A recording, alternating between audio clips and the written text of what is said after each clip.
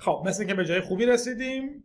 در واقع میک رو زدم و فایلمون درست شده. یه نکته اولا که من گفتم یا نه دیگه الان یادم رفته، من میتونستم به جای اینکه فقط بزنم میک بگم چه تارگتی رو میک کن.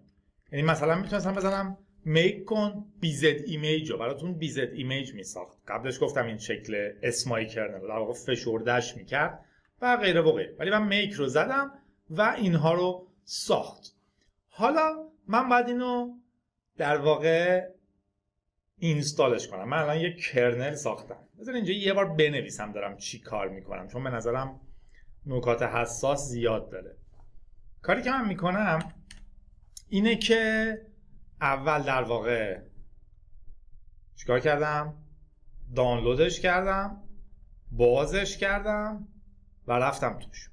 بعدش کانفیگ ساختم که در واقع مثلا مال من از طریق چی بود؟ make default config و بعد make خالی زدم، کرنل رو ساخت. من الان یک کرنل کمپایل کردم. شما یادتونه من چند تا کار دیگه هم میخوام بکنم.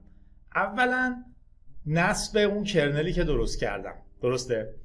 بعدش درایورها هستن که درایورها رو هم باید درست کنم و اون مموری ایمیجه که یادتونه درست میکردیم کنار هر کرنل یه مموری ایمیج هم بود که مثل دیسک لود میشد و از روش کار میکرد. من باید همه این قدم ها رو بردارم. من تا اینجا دانلود و باز کردن رو انجام دادم، کانفیگ رو درست کردم، میک هم کردم. حالا من باید اینو نصب کنم. من الان یه دونه کرنل دارم برای خودم، یعنی در واقع LSLTRش بذاریم بگیرم و برم اینو پیداش کنم و در واقع نصبش کنم دیگه، درسته؟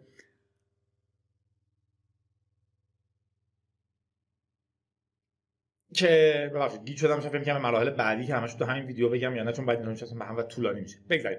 من توی اسلش بوت این بود. اگه بزنم میک اینستال، طبق قاعده عمومیمون خودش سعی میکنه که میک اینستال کنه، در نتیجه اتوماتیک کپیش کرد توی همینجا ls بگیرم، اتوماتیک اون چیزی که داشتم برای 1475 رو VM لینوزش رو کپی کرد. حتی میبینین که اینیت آردیش رو هم درست کرد. در واقع میدونست باید چجوری اینستالش کنه. من میتونستم این مراحل رو دستی هم انجام بدم. خودش گرابم ران کرد، در نتیجه میبینین که گرابم ران شد و کانفیگاش رو درست کرد. زدم میک اینستال، خودش همه این کاری که باید میکرد رو کرد. یعنی در واقع نصبش کرد، درایورها رو درست کرد و ایمیج هم ساخت. اگر میخواستم این کارا رو دستی انجام بدم، میتونستم خودم این فایل رو کپی کنم توی بوت و بعد برم با یه چیزی مثل make modules تمام ماژول هایی که لازمه رو بسازم، که الانم میزنمش، هیچ خطری نداره. تمام ماژول هایی که این کرنل لازم داره اکسترنالی رو کمپایل میکنه. خیلی طولانی نیست، همینجا نگارش بدم. میتونم بدم make modules install که در واقع modules install رو ران میکنه. یعنی شما ماژول ها رو کپی هم کرد توی /lib modules. این کارو نکرده بود اون قبلیه. الزاما هم بهش احتیاج 100% نداشتیم. پس من یه دونه make modules زدم، یه دونه modules underscore install زدم که ماژول ها رو کمپایل کرد، ماژول ها رو درست کرد. پس من از همین فرمولی داشتم میومدم، قبل از نصبش درایور هایی که لازم بود رو کردم، با make modules درستشون کردم، با underscore install که تایش اضافه کردم، یعنی در واقع make modules underscore install کپیشون کردم اون جایی که باید باشن /lib modules و غیره و غیره. حالا باید رمدیسی که میخوام رو درست کنم. توی سیستم های مختلف این دستور فرق میکنه. تو دبیان و رد هت متفاوته. mk init رو که می‌نویسم تپ میزنم، خودش دستور مناسبش رو تقریبا میاره. mk init ram fs make initial ram file system دیگه. توی دبیانیا اینجوریه. توی رد هتیا اینجوریه. make init ram disk. حالا تو دبیانیا من اینو ساختم. آوتپوت فایلم چی باشه؟ مثلا میگم /boot init rd ایمیج 1475 باشه. بساز بریزش اونجا. حالا خودش ساخته بود و ریخته بود اینجا. اینجا باید یه ورژن هم بهش بدم. 1475 یه اسپیس میزنم، ورژنی که میخوامم بهش میدم.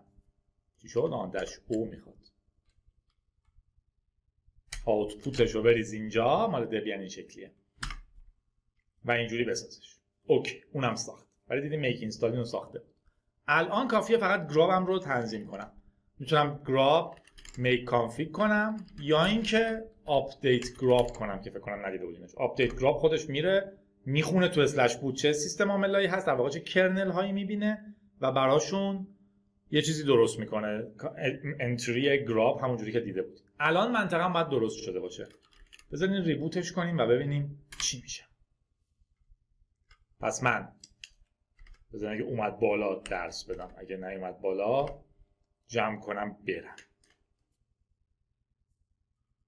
با روت 1 2 3 uname-a ببخشید uname-a با 4 14 75 اومدیم بالا. در واقع کرنل خودمون رو کامپایل کردیم و نصبش کردیم. من چیکار کردم؟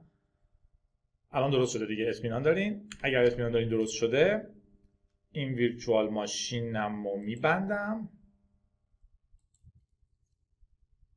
یه دونه ترمینال بیایم، یه دونه ادیتور تکستی باز کنم اینجا که سفید بشه صفحه.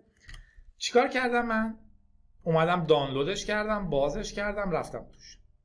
با میک کانفیگ میتونستم سوال جوابی درست کنم، ولی من زدم میک def default config. یه فایلی به من داد به اسم .config. بعد فقط زدم میک، هرچند که میتونم بزنم میک مثلا زد ایمیجش رو درست کنه، فشردهش رو درست کنه یا هرچی، ولی میک خالی یه کلمه طول کشید به من یه کرنل داد به اسم VM Linux.